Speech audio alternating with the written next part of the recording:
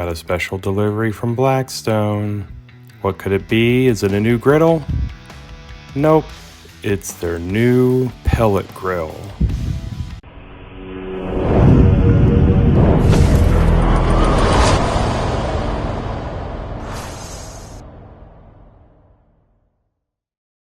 Let's check out the box and see what this grill has to offer.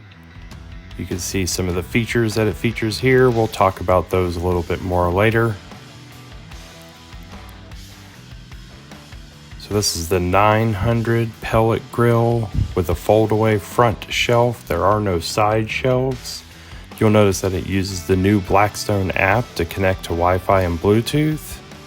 And it claims easy assembly in 30 minutes or less. We're going to put that to the test. So let's unbox it. So first off, one of the things I want to commend Blackstone on is that there is no styrofoam in this packaging. I always hated all that styrofoam that was in their griddle packaging, and this has zero styrofoam. Everything is cardboard, and everything came without a single dent or anything on it, so the cardboard worked really good for packaging. Now, there were not too many pieces with this. Actually, I could see why it's probably 30 minutes of assembly or less. The instructions, by the way, were underneath the actual grill, so be ready to be looking for something underneath the grill in order to find the instructions and a few more parts. Looks like mostly we're just going to be putting the legs together and maybe putting a handle on, and that'll be about it. So let's dive into the assembly here. Like I said, the assembly claimed that it took 30 minutes or less. I've got two of us working on this, myself and my wife. We're going to use a timer on the phone and actually time it and see how long it takes us. So the legs were relatively easy to put together. It didn't take us too terribly long to put those together. Once you build the little cart, you can just lift the grill right up and set it right on top. There was quite a few screws on the inside to attach this to the cart. I believe there were 20 screws in total. And then we just put the handle on. Now, we did have some struggles with the handle. We had a hard time getting one of the screws to go all the way in, and so it did take us a little bit longer on that one. Then we just attached the front shelf by putting on those two brackets and screwing the shelf in, and that's basically it. Put in the grill grates and you're more or less ready to go. Now, this did take us quite a bit more than half an hour to put together, probably partly due to the struggle I had with the handle, but it took us in all about an hour, about double the time that it claims, which really isn't that bad with two people working. I highly recommend two people. You really can't lift this thing up and put it on the cart without a second person. So let's talk about some of the features this thing has. So it features a rollback hood, which is one of my favorite features because I really like that I don't have to worry about that lid flopping around in the wind or anything. And then it boasts about 875 square inches of cooking space. This is including the bottom and top racks. That's a lot of pork butts, a lot of rack of ribs you can fit on this thing. Speaking of that top rack, it folds away, which is a great feature because I always hated taking that thing out because it always got in the way, and now I could just store it in the grill itself. Has a fold up front shelf, which is great for moving and transferring your meat in and out of the grill. The built-in grease trap has a bucket to catch your drippings that's stored underneath out of the way. Then you have a 20-pound hopper for your pellets with a window on the front so you can monitor how much pellets you still have in the hopper.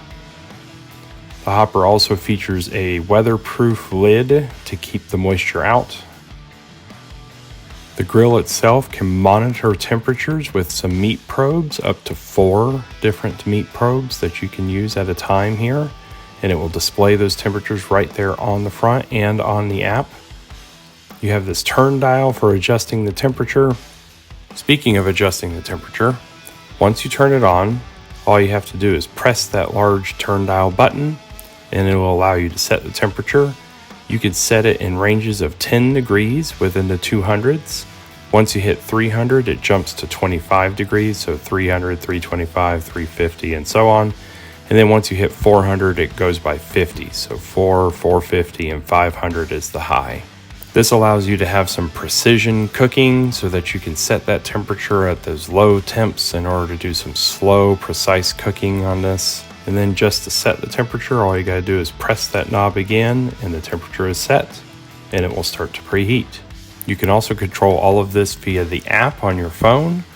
You can turn the grill on and off, you can set the temperature, and you can monitor those meat probes all with the app. On the back, you have a release so that you can clean out the hopper, and then you have the ventilation system in the lid that allows smoke to circulate throughout the grill. Now when you first get this unboxed, there's a lot of manufacturer oil on the components, and so you're going to want to do an initial burn off with the grill. To do this, you just load it with some pellets, and you're going to turn it on and set it to 350 degrees. Make sure you have plenty of pellets in there because you're going to run this for about an hour. You'll want to make sure the first time you load pellets in that you prime the auger. So you're going to hold that prime button down and the auger light will light up. This is forcing the pellets through into the burn box. You'll know when the pellets are in there, you'll hear them kind of plink into the burn box, so be listening for that. Once you hear those pellets plinking into the burn box, you know you're set to go, and you can release the prime button. You'll also want to make sure while you're preheating that you leave the lid closed. This is recommended by the instructions. During that initial burn off, you're going to let this run at 350 for about 20-25 minutes. You'll notice quite a bit of smoke coming out. Remember, that's that manufacturer oil burning off of those components inside. After about 20-25 minutes, you're going to crank the heat up to 450, and then you're going to let that heat up to that high temperature and let it run for another 35 minutes. Again, you'll see plenty of smoke coming out as it burns off all of that manufacturer oil. But after 35 minutes, you're set to go and you're ready to cook. Y'all, I cannot wait to get cooking in this new grill. Be looking for new content coming soon. Let me know in the comments, is there something you want to see me cooking on this thing? Don't forget to like and subscribe. Until next time, thanks for watching.